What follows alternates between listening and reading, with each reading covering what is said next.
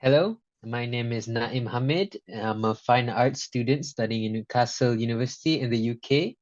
And with me, as usual, is Uncle Mazri, a social political analyst. And welcome back to a new episode of Tumpang Tanya, a show where we will converse about the social political issue in Malaysia. So, in this episode today, we will talk about leadership, uh, a national leadership. So, Uncle Mazri, tumpang tanya.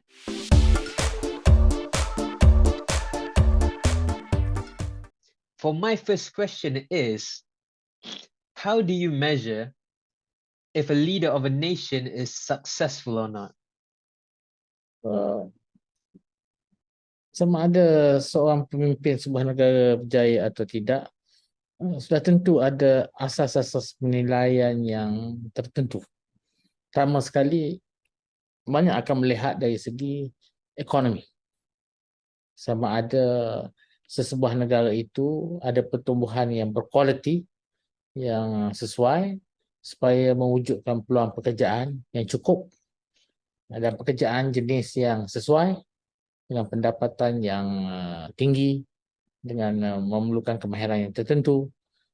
Kemudian dari segi infrastruktur asas terjaga, perkhidmatan sosial seperti pendidikan, perubatan terjaga, dan juga daripada segi adanya kestabilan dan keamanan.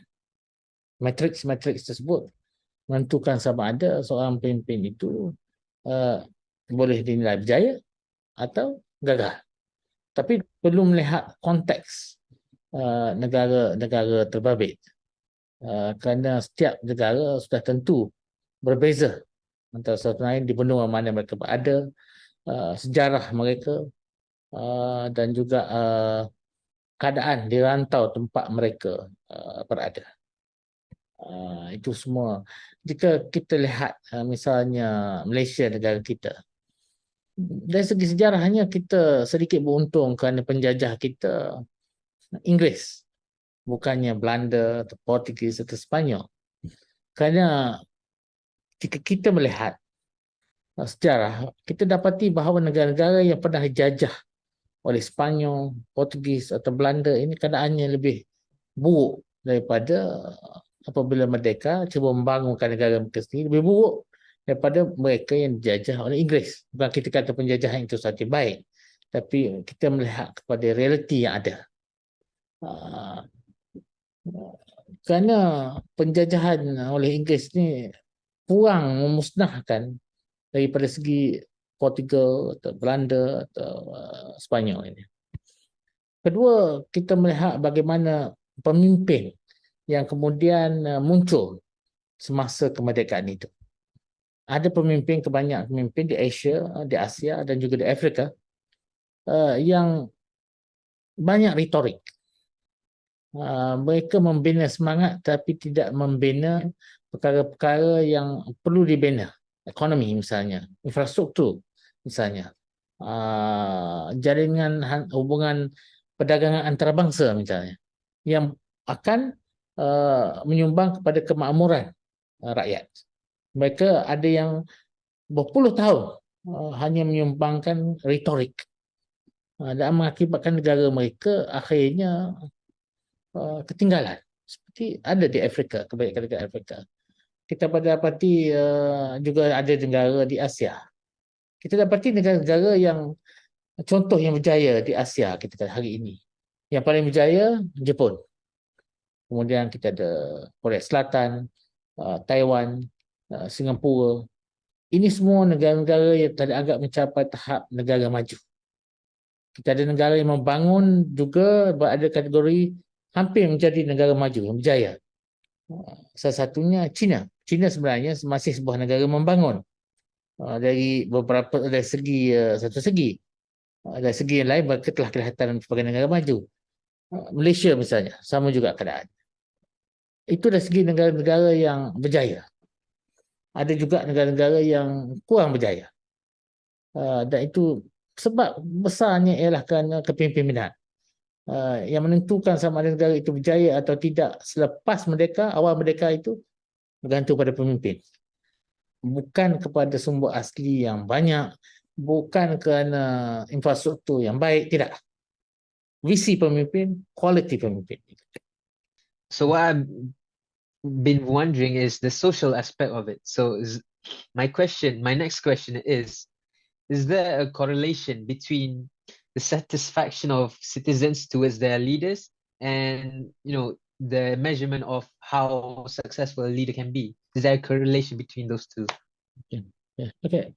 I think as countries advance, develop, the pure economics, developmental issue will be supplemented with issues of advancement of social issues, and also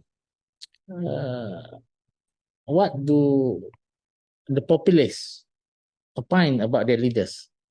As technology advances, this age of instant communication, 24/7 news cycle, and advancement in the networking, the opinion of the masses of the rakyat is expressed in a much more open and fast way. In the sense that you can, if 40 years ago, the only way you can know how the masses feel if there's some sort of polling done or through an election. But nowadays, when an issue crop up concerning a leader, instantaneously you can know the indication because through social media, comments to various channels. It is instantly known whether the particular action is popular or not. But as leaders, you must lead in the sense that you cannot depend on polling for every action or potential action you want to take. We hire leaders because we want them to lead. Of course, we want them to be sensitive to what we want, but also we want them to lead, not for seeking opinion polls or opinion of the rakyat, discern through various means and methods, but importantly for them to take the hard decision. That's why we elect leaders, not for them to take the easy decision, but to the hard decision that you cannot expect each and every person, rakyat, to take that decision, because each and everyone will have. You must have somebody in the sake of the national interest, in the sake of the people's interest, to consider all factors and to take that decision, that needed decision of where to go, what to do. So I think that is the most important. And we must remember, with the advancement of technology, the leaders will be in such a precarious position because every day they are judged, every second. Every statement that come out will be judged, and people will know what they think of it. Either they agree, they disagree, and the comments will be coming out. But I think it's important that leaders take the long view and the long route of it. Leaders take action when their time is over. Historians will start to pour through and to discern, to make studies, to make opinion whether they are in the context of their time, what they did was more on the plus side or minus side.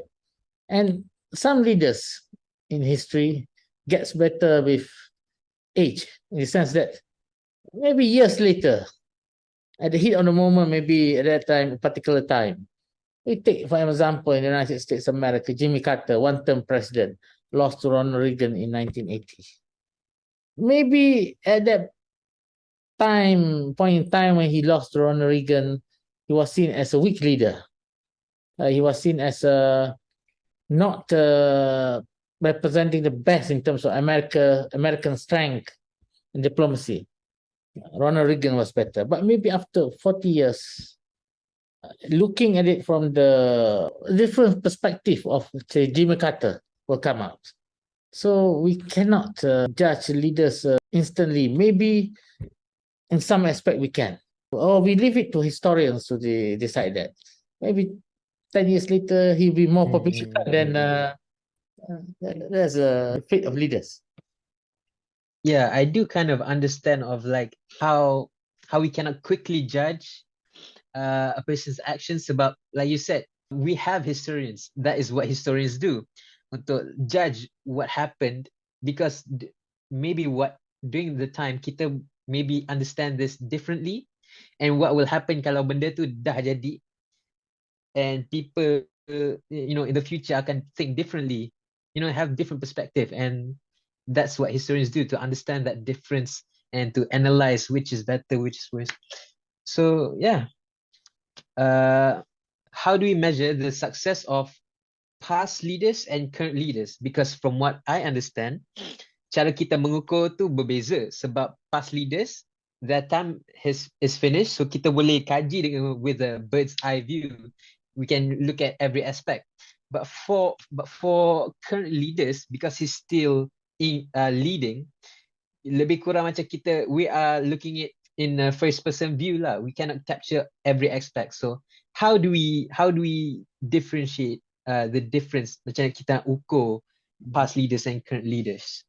Let me again bore you with history. Now history of Japan. Japan before 15th century until the 15th century, early part, middle part, was embroiled in civil war, the whole country. There was internecine warfare. But three figures in Japanese history that plays a pivotal role. Let me tell you this story when I will relate it to how do you look at the question that you asked. The three leaders, one is Oda Nobunaga. The second one, Hideyoshi Toyotomi, and then Tokugawa Ieyasu. You have Oda Nobunaga, who tried to unify Japan. Failed, was assassinated, replaced by Hideyoshi Toyotomi. Hideyoshi Toyotomi successfully unite all Japan. Became the leader, first as Kambaku and later as Taiko. He died, leaving a very young heir. Then came the third figure, Tokugawa Ieyasu, who saved Japan from another civil war, replaced Hideyoshi Toyotomi lineage, and became shogun. He became shogun in 1603, and his dynasty lasted for 264 years. Japan, for the first time in its history, for the longest time, was unified, at peace. So much so that by the end of his reign, the function of a samurai, which is of the warrior class, one of the highest class in Japanese system, was replaced in importance by the merchant class, which is, at that time was lower than the peasant class. Because the merchant class, at time of peace, no warfare, become powerful, become rich, amass a huge influence. And that is why when the Meiji Reformation came in, constitutional government was set up, the shogun was replaced by this new system in 1867-68. Japan have already the basis for it to become a regional and nearly a global power before being defeated in the Second World War. My point is this: without Oda Nobunaga, Hideyoshi Toyotomi, Tokugawa Ieyasu, the Meiji Emperor, there would not be a Japan of today. So you cannot assess them in silo. Every one of them built something, and on top of their shoulders, the other guy came in and built a greater one. greater achievement. So in Malaysia, it's the same. Without Tengku Abdul Rahman, we will not have a Malaysia of today. We will not have a multiracial country. We will not have a country that adhere to the free market economy, democracy, things that other countries didn't manage to build, to sustain. But we did because of the work of Tengku Abdul Rahman, Tun Abdul Razak, and etc. So it's not fair to say that America become great, United States America become great because of Ronald Reagan. It was built for hundreds, nearly 200 years before that, starting with George Washington and every leader after that. So that's my point. Each leader stands on the shoulder of the previous leader. Whether they like him, they like each other, don't like each other, it's not important. But they built upon it. You can't have the success of today without recognizing that the guy that was yesterday's news somehow contributed to this. Yeah, I do. Yeah, that's quite a point there, because like, you know, if when a leadership's time has finished, doesn't necessarily means that he has nothing to do with anything. He has done what he has done, and the nation that he has left is because of him. So yeah, so then next comes the next leader, which continues what the previous leader has done. Yeah. What a wonderful conversation today. So very informative, like about this leadership. But unfortunately, that's all I have, and that's all we have for this episode.